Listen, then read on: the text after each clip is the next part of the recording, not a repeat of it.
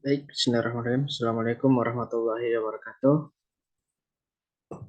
Perkenalkan, nama saya Sukma Yaji dari SI Weekend tahun 2019. Di sini saya akan mempresentasikan tentang UTS Digital Forensik.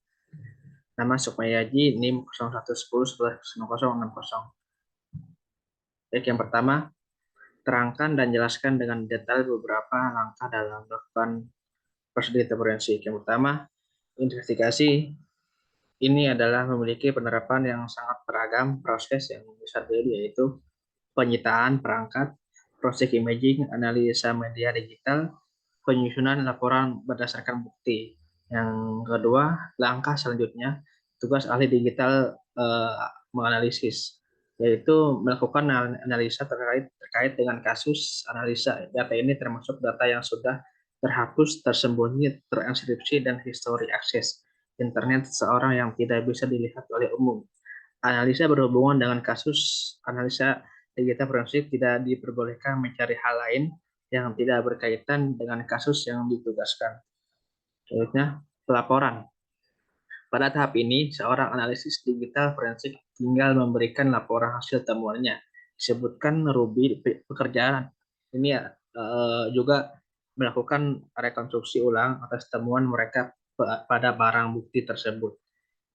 Nanti diminta melaporkan barang bukti berupa apa aja yang telah terjadi di dalam device itu, kapan terjadinya, bagaimana dilakukannya, filenya asli atau tidak, dan lain-lain. Yang berikutnya, preservasi. Pada fase ini, data-data yang terkumpul diisolasi, diamankan, dan diawetkan. Termasuk dalam fase ini, mencegah orang yang menggunakan perangkat digital yang diamankan agar barang bukti digital tidak rusak.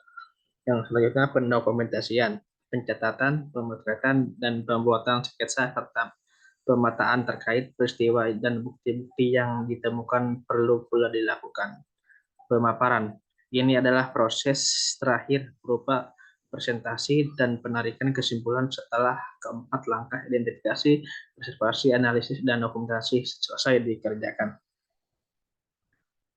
Yang nomor 2, terangkan dan jelaskan tentang kasus cybercrime pada Bangladesh, Bank Robbery.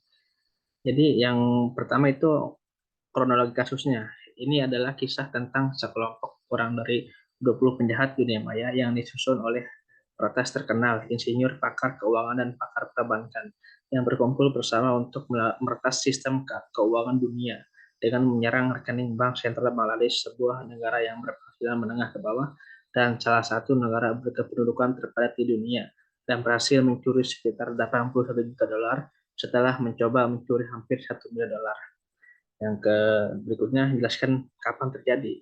Jadi peristiwa ini terjadi pada awal Februari tahun 2016. Otoritas Bangladesh dan bank diberitahu sekitar 87 juta diambil secara ilegal dari rekeningnya di Federal Reserve Bank of New York menggunakan sistem pesan antar bank yang dikenal dengan SWIFT. Uang itu dipindahkan melalui perimeter transfer SWIFT berakhir di rekening bank di Filipina dan dipublikasikan di Filipina selama liburan tahun baru Imlek.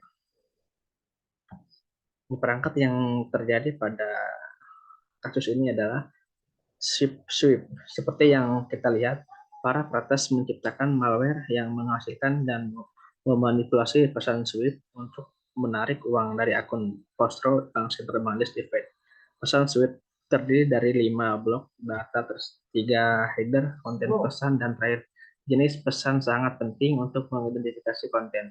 Semua pesan SWIFT menyertakan MT, jenis pesan literal, dan diikuti angka 3 digit yang menunjukkan kategori grup.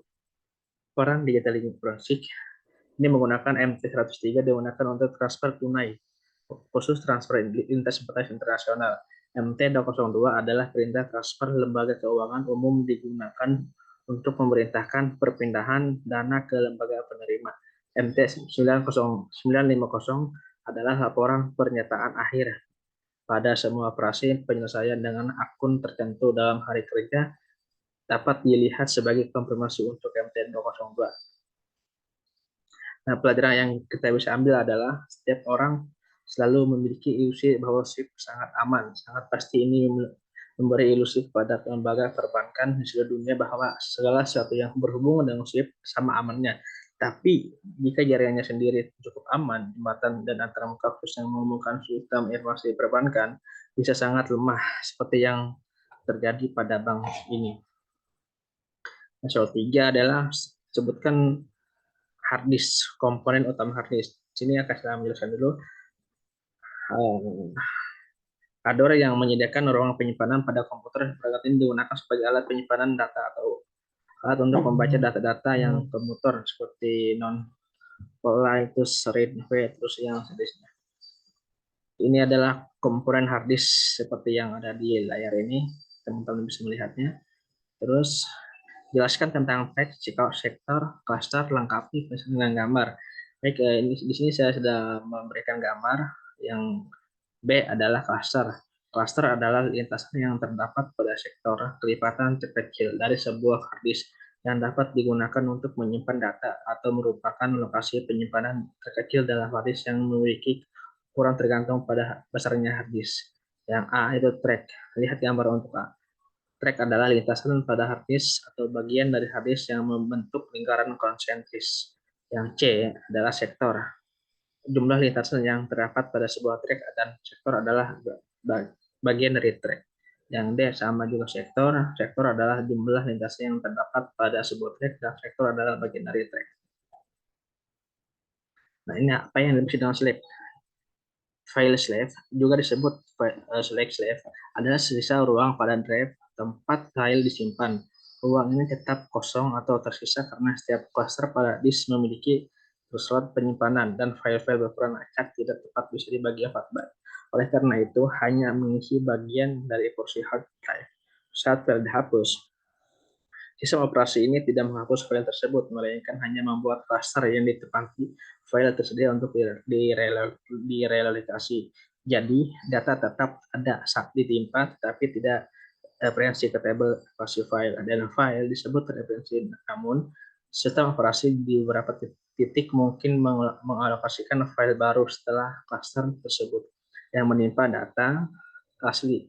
Jika file yang dihapus lebih besar dari file yang dialokasikan, akan ada bagian dari file lama yang masih utuh untuk meskipun tidak terlihat. Ini adalah tantangan digital forensik kedepannya, yaitu kecepatan dan volume yang tinggi. Dengan kemajuan digital sekarang ini masih yang muncul adalah jumlah besar data untuk keperluan forensik, yang mana terkait dengan memperoleh, penyimpanan, dan memproses data tersebut cepat diperburuk dengan melusnya pangkal internet of things. Iya. Yang berikutnya, kompleksasi data dibutuhkan banyak keahlian dan mengulangi alat dan untuk membuktikan secara lengkap dan besar mana yang bisa diharapkan. Berikutnya adalah membuat standar investigasi digital, pengembangan format dan standarisasi dalam investigasi digital adalah satu poin penting dalam dunia kejahatan cyber. Berikutnya adalah tidak melanggar privasi. Banyaknya tindakan kejahatan cyber melalui aktivitas yang dengan pencurian data pribadi yang mana sampai saat ini dan mungkin sampai beberapa tahun ke depan akan tetap berkembang. Berikutnya adalah legal dan etis. Dalam melakukan praktik, investigator perlu dan sangat penting adanya legalitas yang disahkan, yang mana melakukan investigasi dengan prosedur yang benar. Dan yang terakhir adalah pengembang metode ini anti forensik. Semakin banyaknya tindakan cyber, maka semakin banyak pula metode-metode yang dilakukan oleh pelaku dan semakin agresif dalam kedepannya. Mungkin cukup sekian yang bisa saya sampaikan. Kurang dan lebihnya mohon maaf. Assalamualaikum warahmatullahi wabarakatuh.